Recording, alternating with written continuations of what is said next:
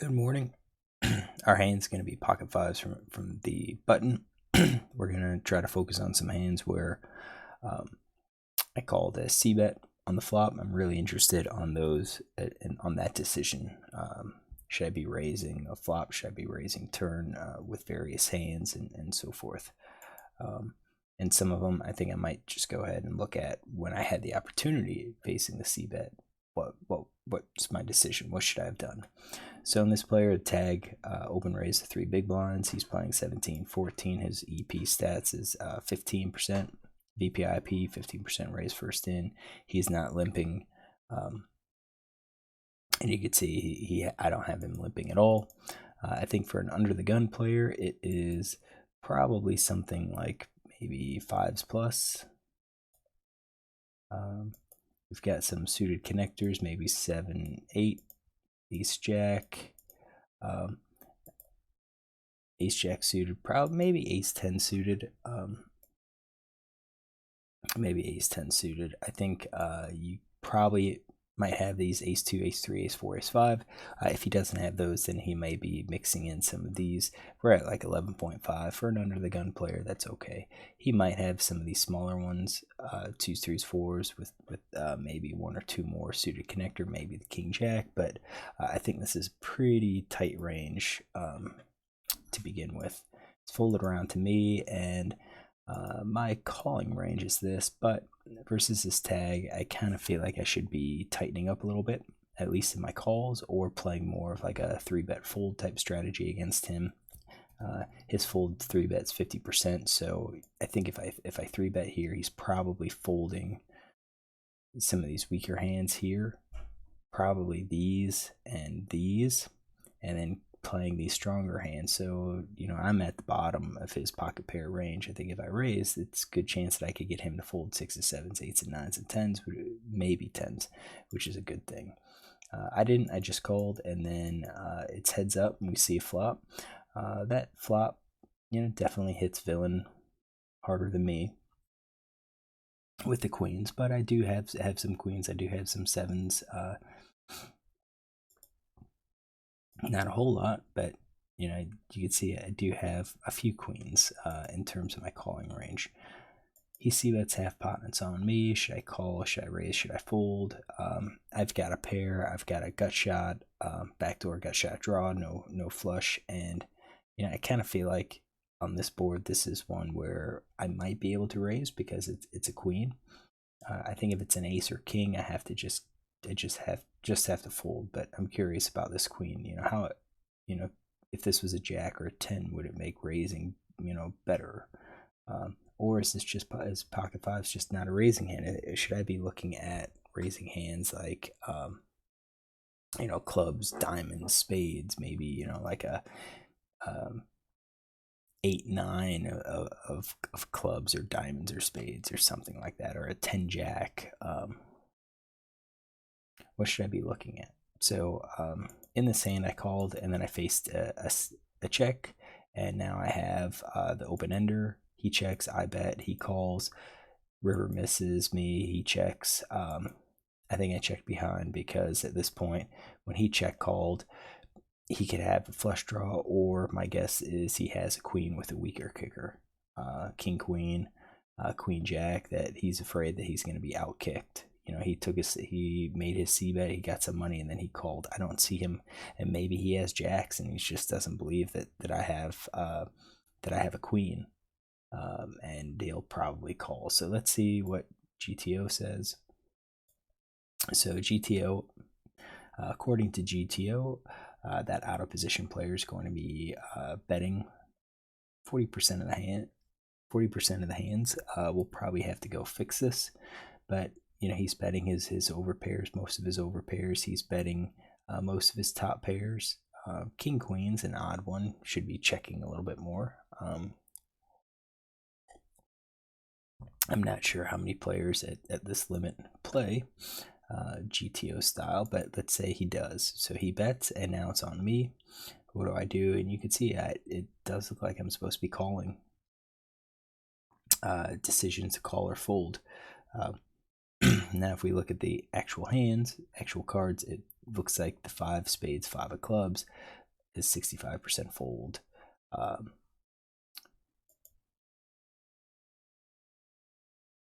Why is that? Why is that hand? I'm going to move this out of the way. Why were those 5s? The spade and club has, 2 of the suit from the flop. Spade and diamond has 2 suits. Diamond and club has 2 suits. But the hearts does not.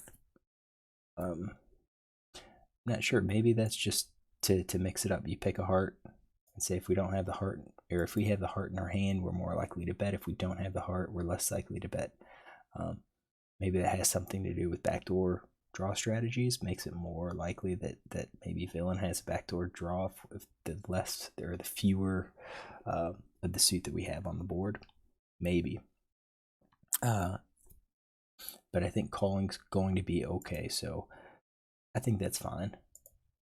So let's say we call, and then we have 6 of diamonds, I believe. Yep, 6 of diamonds. Villain's still going to be betting his overcards. You can see king queen now becomes a check, queen jack becomes a jack. I think those are definitely in his checking range. I do think jacks and tens are in his checks, so I do feel like those are valid hands that he could have. I kind of expect kings and aces to continue betting. I kind of expect ace queen to continue betting here. So he checks, and now it's on me. And I should be checking 54% of the time, betting 45.6% of the time. My checks are going to be those type mid-pair hands. So 9s, 10s, jacks, queen jacks. Even king queen's going to be a mix of check, and bet. And I think we're checking because we have some value. We might be able to get 1 street of value on the river by checking. As opposed to us betting, he might just give up on the jacks or tens. Now that could change based on his calling range, but I think this is okay. So pocket 5s, pocket 6s, so trips definitely we're betting, and I think it would. But on 5s, we should be betting. Definitely should be betting. And again, it looks like we're more likely to bet when we've got a spade in the club. Or the diamonds. Not sure why the different suits, have different frequencies, but it looks like we are betting. We're predominantly betting here. 64 to 35, or 64 to 36. So okay, I like the bet. I guess my bet's looking okay. And now his call, he's getting all the queens, so he's folding 54% of the time. And he ends up calling. So if he plays GTO, he's calling those queens, those top pair hands, and he's calling in some jacks and tens. Gonna be check raising 7s, 8 7s. I think that's kind of interesting. So if we had a 7, 7, 8, and we played that, we could check raise that. That could be a pretty strong range. Probably check raise and then bleed the river. Let's try that. Let's see what he does. He raises. I think we call with a gut shot. A lot of people call with a gut shot. And let's say it's a 2 of clubs. So then, then he's leading trip 7s, but he's checking 8-7, mostly checking 8-7, but betting 10-9. So we are being aggressive with some of those missed gut shots. All right, so let's say he calls. Now villain checks 100% with his range, and it's on us. Do we bet or check 5s? Looks like we're checking entirely. We missed our straight. 8s would check, 9s would check because we're missing all that stuff. 9-10's the bluff. This has got to be bluffing ranges here. We can't really win because we don't have a pair. Ace jack, I think we're betting maybe as bluff catchers. As we're bluffing here because if an ace high bluff catcher calls, I think we've got a decent hand. but we're checking for value with the queens. All right, so that kind of makes sense. Let's see if my read of this player, tens jacks or like a queen, king, queen, queen, jack. He shows jacks. Okay. Is there any way that I could get him off this hand? Probably not. So now that we know what he's doing, so he bets. So I'm gonna say he bets 100%. None of these mixed strategies. He's gonna bet all of these. Sevens, so trip sevens. Let's put the trips he checks. But it's gonna be top pair, all bets. Let's say 8-7s he bets. Ace 4 he bets. What is his c-bet? His c-bet stat out of position 50%. So yeah, I think we're setting it up. He's gonna have to have a pair or a decent draw to bet. Jack 10.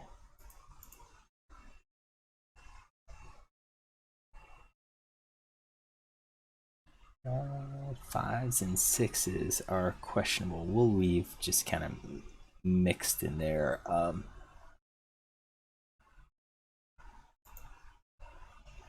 If he's betting pair, he might be betting all pairs.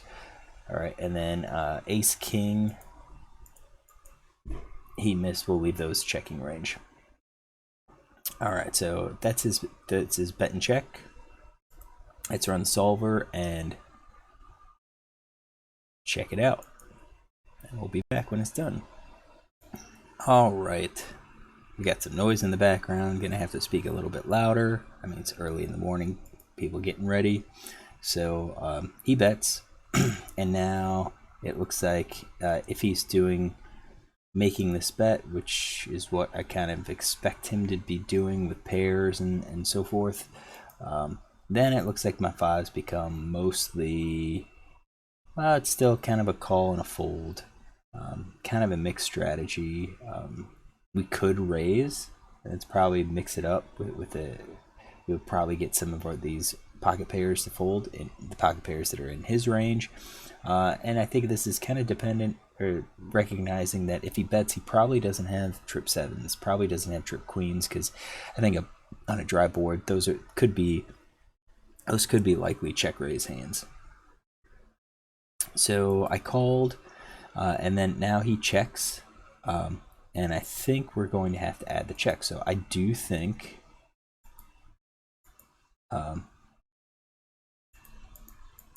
we'll just say all of these underpair check, and I think if those check, now we have reason to go ahead and bet. But I'm going to throw in the king, queen, queen, jack, because I think a player like this might slow down.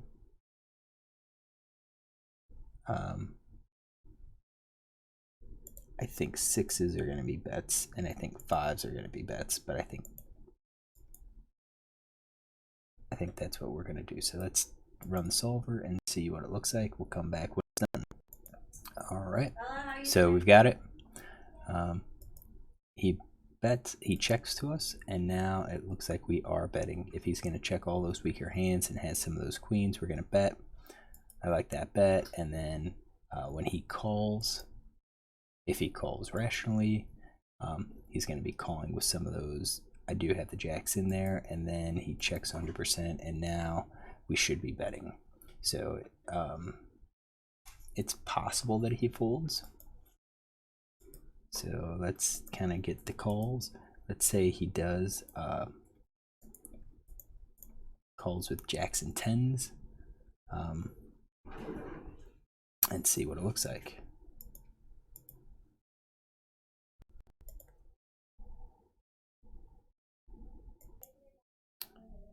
All right, so we've got it set up. I think we're going to call those. I debated whether, we debate whether to include eights or nines, but I think most likely would be something like that. And I bet if he folds a 10 and only has jacks, queen jack and king queen, I doubt that he's going to call us. So I think with those, it's an even stronger bet here, because he should be folding the 8-7s and jacks. He should be folding that. If he doesn't, then I think it's going to probably be a check. So that's kind of what we're looking at. Now let's change this.